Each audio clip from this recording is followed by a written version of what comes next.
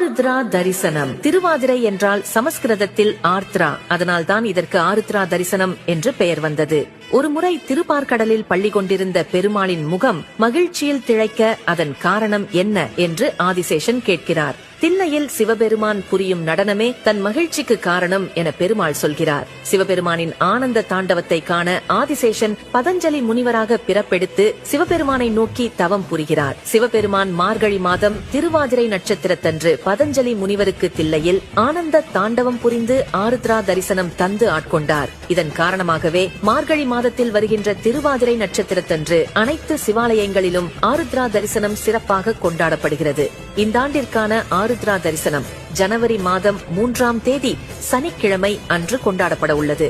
ஆருத்ரா தரிசனம் பன்மடங்கு நலன்களையும் பலன்களையும் வாரி வழங்கக்கூடியது. ஜனவரி 3ஆம் தேதி சனிக்கிழமை அன்று அருகில் இருக்கும் பழமையான சிவாலயங்களுக்கு சென்று ஈசன் அருள் பெற்று பலனடைக